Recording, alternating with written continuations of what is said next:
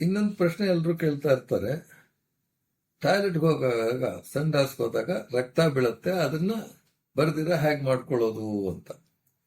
So ಇದು ತುಂಬಾ casual ಆಗಿ ತಗೊಂಡು ಏನೋ ರಕ್ತಕ್ಕೆ ಒಂದು ಟ್ಯಾಬ್ಲೆಟ್ ತಗೊಂಡ್ಬಿಡೋದು, ಆಯಿಂಟ್ಮೆಂಟ್ ಹತ್ಕೊಂಡು ಹೊಟ್ಟೋಗೋದು ಅನ್ನೋದು ತೆಗೆದು ಬಿಡಿ ನಿಮ್ಮ ಮೈಂಡಿಂದ.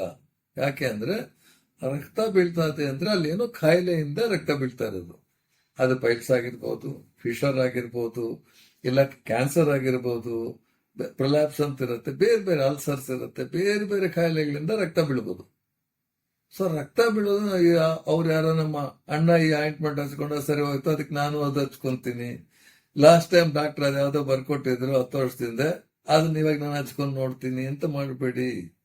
ಅವಾಗ್ಲೇ ಕಾರಣ ಬೇರೆ ಇರ್ಬೋದು, ಇವಾಗ್ಲೇ ಕಾರಣ ಬೇರೆ ಇರ್ಬೋದು.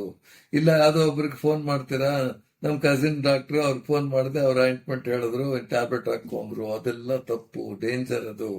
ಯಾಕೆ ಅಂದ್ರೆ ರಕ್ತ ಬೀಳ್ತಾ ಇರೋದು ಯಾವುದೋ ಕಾಯಿಲೆಯಿಂದ. ಆ ಕಾಯಿಲೆ ಏನು ಅನ್ನೋ ತಿಳ್ಕೊಂಡು ಕಾಯಿಲೆ ಟ್ರೀಟ್ಮೆಂಟ್ ಕೊಟ್ರೆ ರಕ್ತಸ್ರಾವ ನಿಲ್ಬೇಕು. ರಕ್ತಸ್ರಾವ ನಿಲ್ಲೋಕೆ ಟ್ರೀಟ್ಮೆಂಟ್ ಅಲ್ಲ, ಕಾಯಿಲೆ ಟ್ರೀಟ್ಮೆಂಟ್ ಆಗ್ಬೇಕು. ಯಾಕೆ ಅಂದ್ರೆ ಪೈಲ್ಸ್ ನಿಂದ ನಿಮ್ಗೆ ಲೈಫ್ ಥ್ರೆಟ್ನಿಂಗ್ ಏನೋ ಆಗದೆ ಇರ್ಬೋದು, ವೆರಿ ರೇರ್ ಪೈಲ್ಸ್ ಇಂದ ಪ್ರಾಬ್ಲಮ್ ಆಗೋದು, ಅಂದ್ರೆ ಡೇಂಜರ್ ಆಗೋದು ಲೈಫ್ಗೆ. ಆದ್ರೆ ಬೇರೆ ಕಾಯಿಲೆಗಳು ಅಂದ್ರೆ ಕ್ಯಾನ್ಸರ್ ಇರುತ್ತೆ, ರೆಕ್ಟಲ್ ಕ್ಯಾನ್ಸರ್ ಅಂತೀವಿ, ತುಂಬಾ ಕಾಮನ್ ಆಗೋಗಿದೆ ಈ ನಡುವೆ. ಪ್ರತಿ ತಿಂಗಳು ಒಂದೆರಡೋ ನೋಡ್ತಾ ಇದೀವಿ. ಪೈಲ್ಸ್ ಅನ್ಕೊಂಡು ಲೇಟ್ ಆಗಿ ಬಂದು ಕ್ಯಾನ್ಸರ್ ಆಗಿರೋದು, ಅದಕ್ಕೆ ಒದ್ದಾಡ್ಕೊಂಡು ಟ್ರೀಟ್ಮೆಂಟ್ಗಳು, ಪ್ರಾಣಕ್ಕೆ ಅಪಾಯ ಆಗುವಂತ ಕಾಯಿಲೆಗಳು. ಅದು ಮಿಸ್ ಆದ್ರೆ ನಾವು ಆಯಿಂಟ್ಮೆಂಟ್ಗಳು ಹಚ್ಕೊಂಡು ಟ್ಯಾಬ್ಲೆಟ್ಗಳು ತಗೊಂಡು 1 ತಿಂಗಳು ನೋಡೋಣ 2 ತಿಂಗಳು ಅಂತ ಮಿಸ್ ಆದ್ರೆ ಪ್ರಾಣಕ್ಕೆ ಅಪಾಯ ಆಗತ್ತೆ.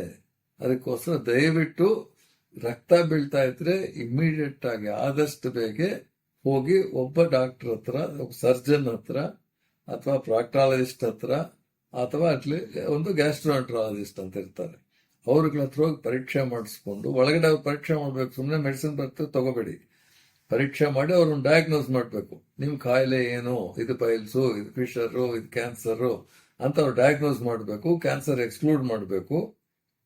ಅದಾದ್ಮೇಲೆ ಟ್ರೀಟ್ಮೆಂಟ್ ತಗೊಳ್ಳಿ. ಹಾಗೆ ಮಾಡದೇ ಇದ್ರೆ ಬರೀ ಆಯಿಂಟ್ಮೆಂಟ್ ಟ್ಯಾಬ್ಲೆಟ್, ರಕ್ತ ನಿಂತಿದೆ ಅನ್ಕೊಂಡು ಇವತ್ತು ಟ್ಯಾಬ್ಲೆಟ್ ತಗೊಂಡೆ ರಕ್ತ ನಿಂತೋಯ್ತು ಅಂತ ಖುಷಿ ಪಟ್ಕೋಬೇಡಿ.